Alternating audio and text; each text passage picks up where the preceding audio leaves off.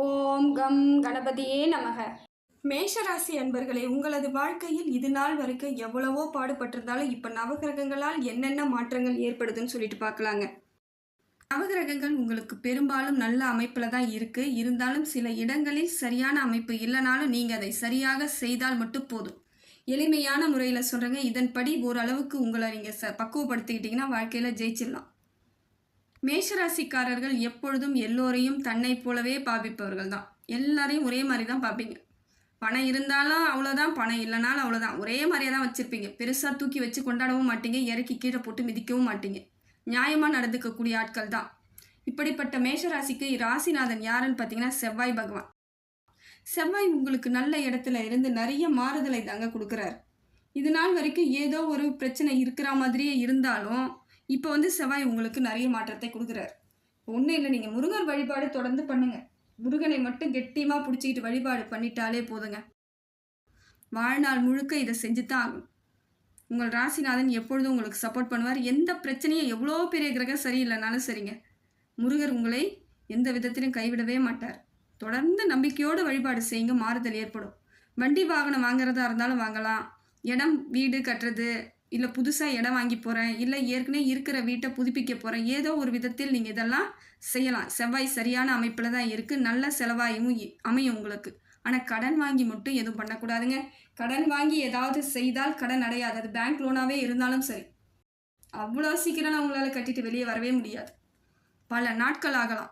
கையில் என்ன இருக்கோ அதை மட்டும் வச்சுக்கிட்டு இதெல்லாம் செய்ய ஆரம்பிங்க. அப்போ தான் வாழ்க்கையில் உங்களுக்கு பெரும்பாலான பகுதி எந்த பிரச்சனையும் இல்லாமல் கடந்து போயிட்டே இருக்கலாம். கடந்த காலங்களை விட வரக்கூடிய காலங்கள் சிறப்பாக நீங்கள் பயணம் பண்ணணுன்னா கடன் இல்லாமல் முயற்சி பண்ணுங்கள். ஏற்கனவே இருக்கிற கடனை அடைக்கிறதுக்கு முயற்சி பண்ணுங்கள். செவ்வாய் நல்லா இருக்கும் பொழுது கடனை அடைச்சிட்டு வாங்க, கடனை வாங்காதீங்க. இல்லை புதிய கடனை அடைச்சி பழைய கடனை அடைச்சிட்டு புதிய கடனை வாங்கிக்கலாமான்னா வட்டி கம்மியாக இருக்கான்னு பார்த்து அதன்படி செயல்படுங்க. இதெல்லாம் உங்களுக்கு நல்ல ஒரு அமைப்பை ஏற்படுத்துவதற்கான காலகட்டம் தாங்க. உங்கள் ராசியிலேயே சூரியன் இருக்கிறதுனால கொஞ்சம் உங்களுக்கு எல்லாமே காலதாமதம் ஏற்படுற மாதிரி இருக்கும். தேவையில்லாத சங்கடங்கள் இருக்க மாதிரி இருக்கும். எப்போ பார்த்தாலும் ஒரு டென்ஷனாக இருக்க மாதிரி இருக்கும். ஏதோ தப்பு பண்ணிட்டோம் அப்படின்ற குற்ற உணர்வு இருக்க மாதிரிலாம் இருக்கும். அதெல்லாம் எதுவும் கிடையாதுங்க. சூரியன் கொஞ்சம் அந்த மாதிரி இருக்கும் பொழுது அப்படித்தான் இருக்கும். குலதெய்வத்தோட வழிபாடை நீங்கள் தொடர்ந்து பண்ணித்தான் ஆகணும், வேறு வழியே கிடையாது. அவரோட பவர் கொஞ்சம் கம்மியாக இருக்குது. குலதெய்வத்தினோட அருள் கம்மியாக ஆகிடும். அந்த காலகட்டத்தில் நீங்கள் விடக்கூடாது. தொடர்ந்து வழிபாடு செய்துக்கிட்டே இருக்கணும். மாதம் ஒரு முறை கோயிலுக்கு போனாலும் சரி, இல்லை ஆண்டுக்கு 2 முறைனா போயிட்டு தான் நீங்கள் அங்கே போயிட்டு வந்தால் தான் உங்கள் வாழ்க்கையில் ஜெயிக்கவே முடியும். அதனால் இப்போ இருக்கக்கூடிய காலகட்டத்தில் சூரியன் கொஞ்சம் சரியில்லாமல் இருக்குது. பேரெல்லாம் கெடுக்கிறதுக்கான வாய்ப்புகள் இருக்குங்க. உங்கள் பேரை ஏதாவது ஒரு இடத்துல தப்பாக சொல்லி தவறுதலான தகவலை பரப்பி வாழ்க்கையில் பிரச்சனை, குடும்பத்தில் பிரச்சனை, இதெல்லாம் வரத்துக்கான வாய்ப்புகள் இருக்குது. அதுக்கெல்லாம் இடம் கொடுக்கவே கூடாது. யாராவது நண்பர்கள்னு சொல்லிட்டு ஏதோ ஒன்று சொல்லி இதை செய்யலாம் அதை செய்யலாம்னு சொல்லிட்டு தேவையில்லாத வேலைகளை செய்யறதுக்கெல்லாம் கூட்டு போவாங்க. தவறான பழக்கத்துக்கெல்லாம் ஈடுபடவே கூடாது. இதையெல்லாம் நடக்கிறதுக்கான காலகட்டம் இருக்குது. கொஞ்சம் நிதானம் தேவை. சூரியன் சரியாக இருக்கிற வரைக்கும், சரியாகிற வரைக்கும் நீங்கள் நிதானமாக தான் ஆகணும். சரியாக ஆயிடுச்சுன்னா அப்புறம் நீங்களே நினச்சாலும் உங்களை தவறான வழிக்கு நீங்கள் செல்ல மாட்டீங்க. அதே போல் புதன் பகவான் உங்களுக்கு நல்ல இடத்துல இருந்து நிறைய மாற்றத்தை கொடுக்குறாருங்க. நிறைய மாற்றத்தை கொடுக்குறாரு. புத்திசாலித்தனத்தை கொடுக்குறாரு. இப்போ உஷாராக இருக்க வேண்டிய காலகட்டன்றதால புதன் தெளிவாக இருக்கும் பொழுது உங்களுக்கு பெரிய ஆபத்துக்கள் இல்லை. இருந்தாலும் நீங்களும் சிந்திச்சு தான் செயல்படணும். பழகிறவங்க எல்லாம் நல்லவங்களாக இருப்பாங்கன்னு எந்த நம்பிக்கையிலையும் பழகாதீங்க. எல்லாரையும் கொஞ்சம் தூரம் வச்சு பாருங்கள், அதுதான் நல்லது. கிட்ட எடுத்துகிட்டு வந்து வச்சிங்கன்னா அவங்களோட கெட்டது நல்லது எதுவுமே நம்மளுக்கு தெரியாது. அதனால் கொஞ்சம் தூரம் இடையை வச்சு பார்த்தீங்கன்னா வேறு யாரோன்னு வச்சு பார்க்கும்பொழுது நல்லது கெட்டது புரிஞ்சிடும். தெளிவான ஒரு எண்ணங்களுக்கு செயல்பாட்டுக்கு வந்துடுவீங்க. புதன் பகவான் உங்களுக்கு நிறைய மாறுதலை தாங்க கொடுக்குறாரு. எதை செய்தால் எது சரியாகுன்ற அளவுக்கு உங்களுக்கு பக்குவத்தை ஏற்படுத்தி கொடுக்குறார் புதன் பகவான். பரவாயில்ல, இப்போ இருக்கக்கூடிய சூழ்நிலையில் ஒரு கிரகம் சரியில்லைனாலும் ஒரு கிரகம் உங்களுக்கு தெளிவை அமைச்சு கொடுக்குது, பார்த்துக்கோங்க. பார்த்தீங்கன்னா குரு பகவான் உங்களுக்கு நல்ல இடத்துல தாங்க இருக்கார். நிறைய மாற்றத்தை ஏற்படுத்தி கொடுக்குறார். தொழில் ரீதியான இருக்கக்கூடிய பிரச்சனைகளெல்லாம் எளிமையாக சரி பண்ணிடுவார். வேலைக்கு வரக்கூடிய ஆட்கள் வேலைக்கு வரமாட்டேன்னுவாங்க, இல்லை வேலை செய்கிற இடத்துல தேவையில்லாத சங்கடங்களை ஏற்படுத்திடுவாங்க, கடனை ஏற்படுத்தி விட்டுட்டு போயிடுவாங்க, பிரச்சனையை கொடுத்துட்டு போயிடுவாங்க. அதெல்லாம் இப்போ தன்னால் சரியாகிறதுக்கான காலகட்டத்தை குரு பகவான் உங்களுக்கு வந்துட்டாருங்க. தொழில் முன்னேற்றம் தான், வளர்ச்சி தான், சிறப்பு தான். அதே போல் பொருளாதார மாற்றத்தையும் ஏற்படுத்தி கொடுக்குறார். குடும்ப உறவுகளுக்குள்ளேயும் ஒற்றுமையை கொடுக்குறாரு. கணவன் மனைவியிடையே இருந்து வந்த சின்ன சின்ன வாக்குவாதம் பிரச்சனைகள் எல்லாம் தெளிவாயிடும். யாரோ ஒருத்தவங்க சண்டை ஆயிடுவீங்க. 2 பேரில் யாரோ ஒருத்தவங்க சகஜமாக சமாதானத்துக்கு வந்துடுவீங்க. அப்போ இன்னொருத்தவங்களும் அதுக்கு வந்து தானே ஆகணும். எல்லாம் சரியாயிடும். எல்லாம் போயிடுச்சு, நல்லது தான் நடக்க போகுது. இருந்தாலும் சில சமயங்களில் நீங்கள் உஷாராக இருக்கணும். வெளி ஆட்களின் தொடர்புகளை மட்டும் கொஞ்சம் தவிர்த்துடுங்க. ஏதோ ஒரு விதத்தில் என்ன பண்ணுவாங்க, உங்கள் குடும்பத்தினுடைய விஷயத்தெல்லாம் தெரிஞ்சுக்குவாங்க. ஏதோ ஒரு சின்ன பிரச்சனைனா உங்களுக்குள்ளேயே பேசி முடிவு பண்ணுங்கள். வெளி ஆட்கள்லாம் உங்களை சரியான அமைப்பில் கொண்டுட்டு போக மாட்டாங்க, சந்தோஷம் தான் படுவாங்க. யார் அடிச்சுக்கிறாங்க, யார் சண்டை போடுறாங்கன்னு தானே இன்றைக்கி பார்த்துட்ருக்கு உலகம். அது சரியாக்கணும்னு யாரும் நினைக்கல. அதுலேருந்து குளிர்காயிறாங்க. மற்றவங்க சண்டை போட்டுக்கிட்டே இவங்களுக்கு சந்தோஷன்ற மாதிரி. அதனால் குடும்பத்தில் நடக்கக்கூடிய விஷயங்களை சொல்லாதீங்க. அப்படி சொன்னீங்கன்னா அவங்க பெரிய விஷயமாக்கி உங்களுக்குள்ள பிரிவினையை ஏற்படுத்திடுவாங்க. குரு பகவான் இப்போ நல்ல இடத்துல இருந்தாலும் சில விஷயங்களே நீங்கள் கேர்ஃபுல்லாக தான் இருந்தாகணும். அதே போல் திருமண பாக்கியம் உண்டாகுமான்னு பார்த்தீங்கன்னா உங்களோட சுய ஜாதகத்தை மட்டும் கொஞ்சம் பாருங்கள். குரு பகவான் சரியான இடத்துல இருந்து சரியான அமைப்பில் இருக்காருன்னா உடனடியாக திருமணத்துக்கு ஏற்பாடு பண்ணலாம். இல்லைன்னா கொஞ்சம் காலதாமதம் ஏற்படுறதுக்கான வாய்ப்புகள் இருக்குது. நிதானமாக இருங்க, பார்த்துக்கலாம். எதுவாக இருந்தாலும் சரியான அமைப்பில் இருந்தால் தான் திருமணம்லாம் பண்ணணும். ஏன்னா காலத்துக்கும் சேர்ந்து வாழக்கூடிய ஒரு வாழ்க்கை. ஒரு நாளோ 2 நாளோ முடிந்து போகிறது கிடையாது. அதனால் கொஞ்சம் நிதானத்தோடு கடைப்பிடிங்க. காலகாலத்துக்கும் பின்பற்ற வேண்டிய ஒரு வாழ்க்கை அமைப்பு. அதுக்கப்புறம் பார்த்தீங்கன்னா குருவால் நிறைய நன்மைகள் இருந்தாலும் அந்த குடும்ப விஷயத்தில் மட்டும் கொஞ்சம் கேர்ஃபுல்லாக இருந்துக்கிறதுனால அந்த அமைப்பு மட்டும் சரியில்லை.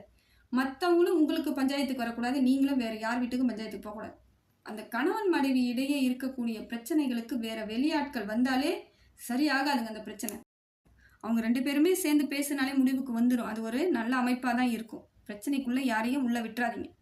அடுத்தது பார்த்தீங்கன்னா சுக்கிரன் உங்களுக்கு சரியான அமைப்பில் இருக்காருங்க. திடீர் பொருளாதார வரவை ஏற்படுத்தி கொடுக்குறாரு. ஏதோ ஒரு விதத்தில் உங்களுக்கு நன்மை நடக்க போதுங்க. எப்படியா இருந்தாலும் வரவு இருந்துக்கிட்டு தான் இருக்கும். இன்றைக்கி 10 ரூபா பேக்கெட்டில் இல்லை, என்ன பண்ண போகிறோன்னு நினைப்பீங்க. திடீர்னு பார்த்தா எங்கேயோ இருந்து பணம் உங்கள் அக்கௌண்ட்டில் வந்து விழும். அது உங்களுக்கு வர வேண்டியதாக இருக்கலாம், இல்லை வேறு யாருக்காவது கொடுக்க வேண்டியதாக இருக்கலாம். எப்படியோ அந்த நிமிஷம் உங்களுக்கு ஒரு தைரியத்தை ஏற்படுத்தி கொடுப்பார் சுக்கிர பகவான். அதே போல் உறவுகளையும் ஏற்படுத்தி கொடுக்குறார். புதிய உறவுகள் வரத்துக்கு வாய்ப்புகள் இருக்குது.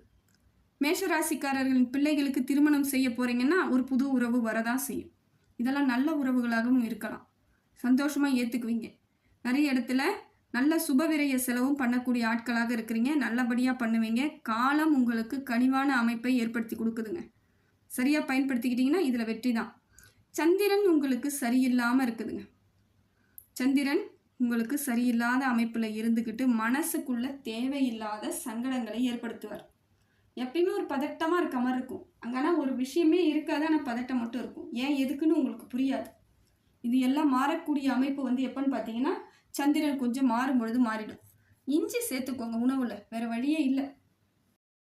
அதே போல் வெள்ளிக்கிழமையில் இல்லை பௌர்ணமி தினத்தன்று அம்மன் வழிபாடு சிறப்புங்க. தொடர்ந்து பண்ணிக்கிட்டே வாங்க, சரியாக போயிடும். காளி, துர்கை இதெல்லாம் வழிபாடு பண்ணும்பொழுது இன்னும் சிறப்புங்க. அதுவும் அந்த பௌர்ணமி தினத்தன்று பண்ணிங்கன்னா இன்னும் விசேஷம். மல்லிகைப்பூ வாங்கி அர்ச்சனை பண்ணிங்கன்னா இன்னும் விசேஷம். ஏன்னா சந்திரனுக்கு உகந்தது அதெல்லாம்.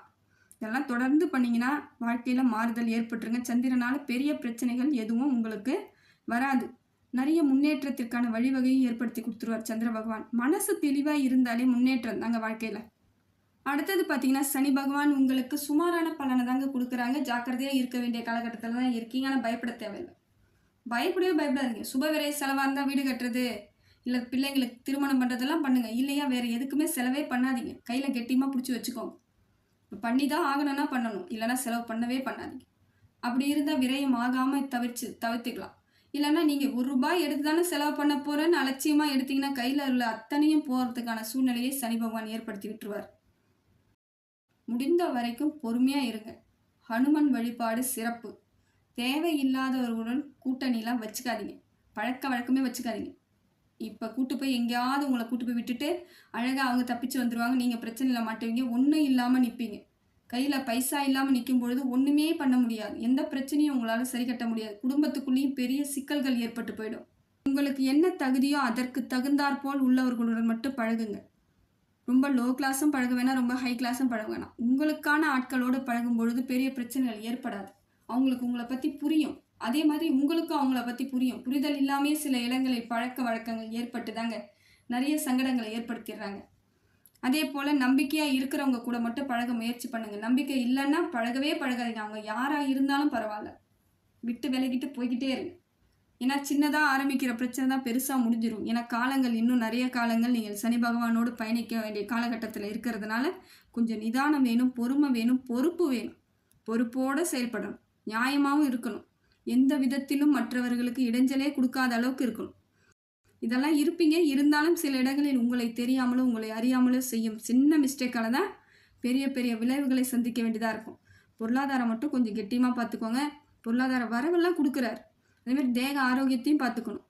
கழுத்து சம்மந்தப்பட்ட வலி இருக்குது, கழுத்தில் வலிக்குது, நரம்பு வலிக்குதுன்னா உடனடியாக மருத்துவரை பாருங்கள். அதே போல் சைனஸ் வரும், சளி பிடிக்கும், தலைவலி, ஒத்த தலைவலி வர்றது, இதையெல்லாம் உடனடியாக மருத்துவரை பாருங்கள். அதே போல் மெடிக்கலில் மாத்திரை வாங்கி சாப்பிட்றேன், நானே ஏதோ சுய மருந்து சாப்பிட்டுக்கிறேன்னா சாப்பிடாதீங்க. அதெல்லாம் பக்க விளைவாகி வேறு பிரச்சனைகளுக்கு அப்போ தான் பொருளாதார விரயமே ஏற்பட்டுடும். உடனடியாக மருத்துவரை பாருங்கள். மனக்கவலையிலே இருக்காதீங்க. எப்பயும் மனசை கஷ்டப்படுத்திக்கிட்டே இருக்காதீங்க. ஏதோ ஒரு பயத்துலேயும் பதட்டத்துலேயும் நிறைய பேர் இருக்காங்க. 7:30 வந்துருச்சு, நான் என்ன பண்ண போகிறேன், அவ்வளோதான், என் வாழ்க்கை முடிஞ்சிருச்சு. அதெல்லாம் யாருக்கும் எதுவும் முடியாதுங்க. உங்களுக்கு முன்னாடி 7:30 வந்தவங்களாம் பார்த்துருக்கீங்கல்ல, அவங்க எப்படி இருக்காங்களோ அதை பாருங்கள். அதில் அவங்க என்னெல்லாம் தப்பு பண்ணியிருக்காங்களோ அதெல்லாம் நீங்கள் பண்ணாமல் தவிர்த்துட்டாலே போதும். வாழ்க்கையில் ஜெயிச்சிருவீங்க. அதுதாங்க வாழ்க்கையில் ஒரு உன்னதமான உன்னிப்பான கவனமாக இருக்கணுன்றது. மற்றவங்களை எதுக்கு பார்க்கணும், இந்த மாதிரி விஷயத்துக்கு பார்த்தா போதும். தேவையில்லாமல் பொறாமப்படுறதுக்கோ போட்டி போடுறதுக்கோ ஒரு சிலவங்க பார்த்துட்டு இருக்காங்க. அதை மாதிரிலாம் இல்லாமல் என்ன செஞ்சால் நம்ம தப்பிச்சுக்கலான்னு பார்ப்பாங்க ஒரு சிலவங்க. அவங்க தான் புத்திசாலிகள். அந்த மாதிரி நீங்கள் புத்திசாலித்தனத்தோட பழக பாருங்கள். வாழ்க்கையில் மாற்றம் ஏற்பட்டுடும். அடுத்தது பார்த்தீங்கன்னா, ராகு கேது உங்களுக்கு நல்ல இடத்துல தாங்க இருக்காங்க. ஆன்மீக சிந்தனையே இப்போ கொடுக்க போகிறார் கேது பகவான். இனிமேல் எப்பயுமே ஒரு ஆன்மீகத்தோடையே பயணம் பண்ண போகிறீங்க. நீங்கள் நிறைய கோவில்களுக்கு போவீங்க, புதிய புதிய கோவிலுக்கு போவீங்க, நிறைய அனுபவத்தை கற்றுக்க போகிறீங்க. ஆன்மீகம்னா என்னன்னு தெரிஞ்சுக்குவீங்க. நிறைய உங்களுக்கே அதெல்லாம் உற்சாகமாக இருக்கும். மனசுக்குள்ளே ஒரு சந்தோஷத்தை கொடுக்க போகிறார் கேது பகவான். இறை சிந்தனை உங்களுக்கு எப்பயுமே இருந்துக்கிட்டே இருக்கும். பக்குவப்படுவீங்க. நிறைய இடத்துல பக்குவமாக நடந்துக்குவீங்க. கடவுளுக்கே உங்களை பிடிச்சிரும். அந்த அளவுக்கு நீங்கள் நடந்துக்க போகிறீங்க. ராகுவால் பார்த்தீங்கன்னா பொருளாதார மாற்றம் ஏற்படுதுங்க. சரியான அமைப்பில் வராரு. அதே போல் சின்ன சின்னதாக ஏதோ ஒரு விஷயத்துக்கு நீங்கள் கோவப்பட்டாலும் மனசுக்குள்ளே அவர் சொல்லுவார், இதுக்கெல்லாம் கோவப்படாத, தைரியமாக சரியாயிடும்ன்றத உங்களுக்கு உற்சாகப்படுத்துறதுக்கு வராரு. உற்சாகமான உணர்வுகளை கொடுப்பார்.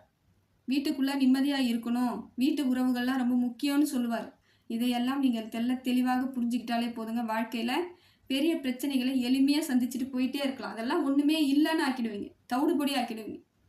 இனி வரக்கூடிய காலங்கள் எல்லாம் சிறப்பான காலமாக தாங்க இருக்குது. இறைவனை மட்டும் நம்பி எல்லா வேலையும் செய்யுங்க, உறுதியோடு செய்யுங்க. மற்றவர்களை நம்பாதீங்க, உங்களை மட்டும் நம்புங்க, இறைவனை மட்டும் நம்புங்க. வாழ்க்கையில் ஜெயிச்சிருவீங்க.